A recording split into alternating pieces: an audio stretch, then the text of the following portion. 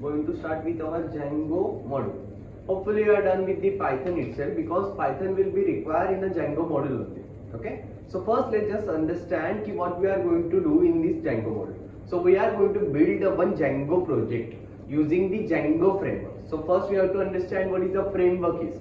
So what's a framework? Framework is gives us the tools and libraries that will help us to write the Django project or build the Django project. Okay. So for example, we work in a team of developers. So team of developers, if I write my own code with the help of my own rules and structure, then it will be difficult to understand my code by the other team members.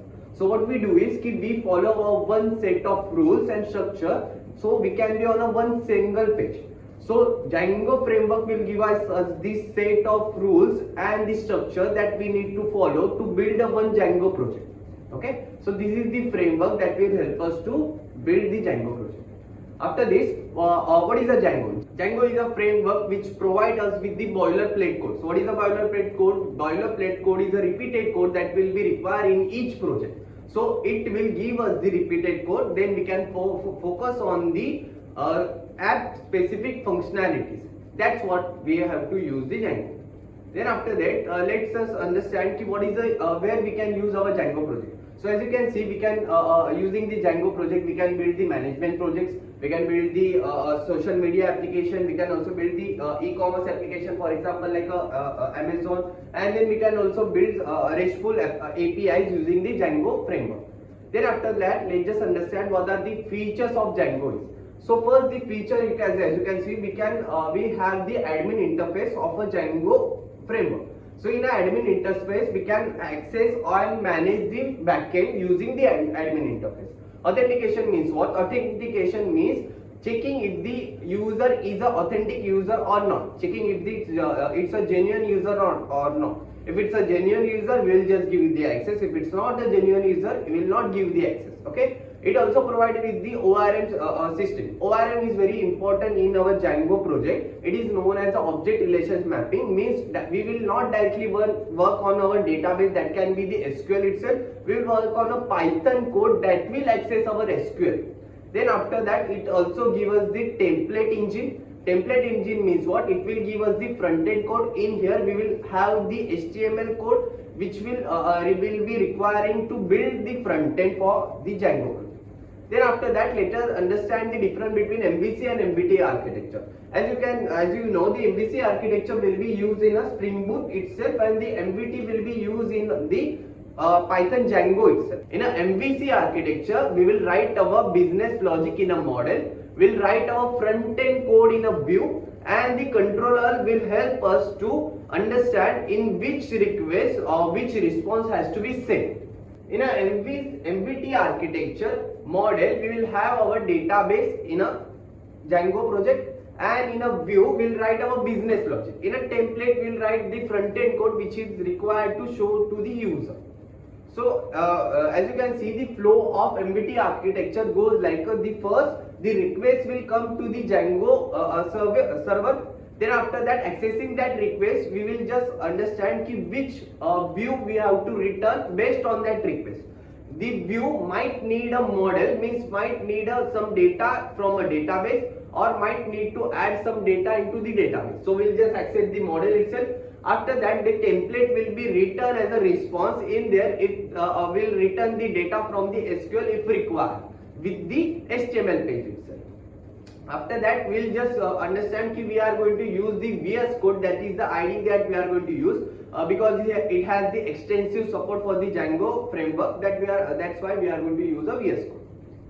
Okay. Now we will just understand the types of installation, means we will understand what are the things that we have to do to install the Django project. So first what we are going to do is we are going to install the Django itself. To install the Django itself, what we have to do is we have to write up one command in our command prompt. The command will be the pip install Django. As you know, to write a command in a command prompt, what we have to do is we have to write the pip install then model name. In here itself, the model name is a Django. So we just write a pip install Django command in our command prompt. Then after that, what we have to do is we have to install the virtual environment. First, let's just understand what is the need of a virtual environment. Virtual environment is an environment that will be created virtually in your operating system. Why we need a virtual environment? So for example, you have a two project in your one operating system. So as you can see here, we have also written like a version conflict. So Django might have a different version. So different version can be used in a different project. So to separate this project or to isolate this project, what we are going to do is we are going to create a virtual environment. That means we are going to develop and then run the Django project in that environment itself. So it will not affect the other project, or other project will not be affected by this project. Okay, so that's why we need a virtual environment. So how can we create a virtual environment? For the creating of virtual environment, you have to write a one command into the command prompt. That will be the python -m v and then env. In here, the last keyword env is the name of the virtual environment. That means I am creating the virtual environment named as a env. Okay. Then after that, what we have to do is we have to activate the virtual environment. What does actually means? It means we have created a virtual environment. To use a virtual environment, we have to start our virtual environment. So we have to activate our virtual environment. In Windows, what you will write is a .env/script/activate. Means you will have a virtual environment name as a env, because we have created a one virtual environment name as a env here. So in the env folder, we will have the script folder. In that, we will have the activate file that will actually activate our virtual environment. For the Mac OS also, you can write the source and then the path that you will have to go to the activate file that can actually activate the virtual environment. Okay. Then after that, what we have to do is we have to install the Django. But the Django will be installed in the virtual environment. So first you have to go to the virtual environment. After that, you will install the Django. The command will be the pip install Django. Now, as we say earlier, key setting up the Django. What is the requirement? The first you have to install the Python. Obviously, we will need a Python to use the Django project. Then after that, what we will do is we will just set up our virtual environment. In a setting of the virtual environment, there will be two steps. First will be the creating a virtual environment. Second will be the activation of the virtual environment. Then the third step will be the install of the Django, which we can do by the using of the pip install Django command in our command prompt. After that, let's just understand how can we check our the version of our Django project. So using the Python -n Django -version, using this command, what we can do is we can check our install Django version. Then after that, Django is uninstallation. So if you for some reason you want to uninstall our Django version, so what we can do is first you have to deactivate the environment. As we have started the activated the environment, for the uninstallation purposes, we have to deactivate the environment first.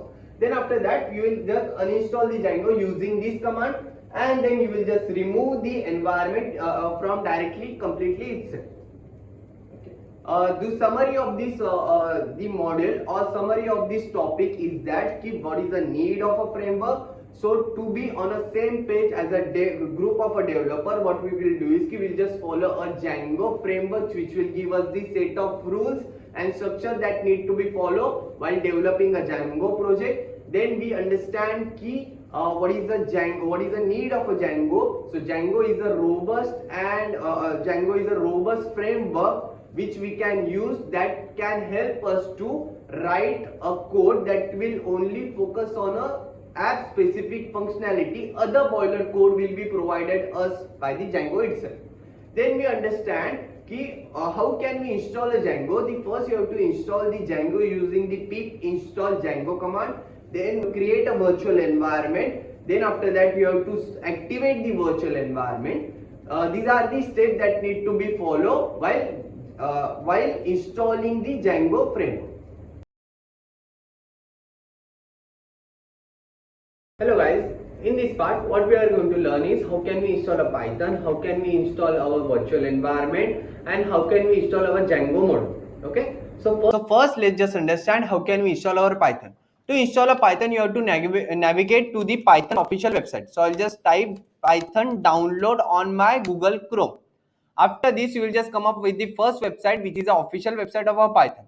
In there, you can see a one download Python button here. After clicking on this button, it will just download the exe file or installer file that is actually going to install our Python in our system. So after downloading the installer, just run the installer, and then after completing the installation process, the Python will be downloaded on your system. Now let's just check if the Python has been correctly downloaded on my system or not. So for that, I will just go to my command prompt. In my command prompt, I will just check the version of the Python. So for that, I will just type python -- version in my command prompt.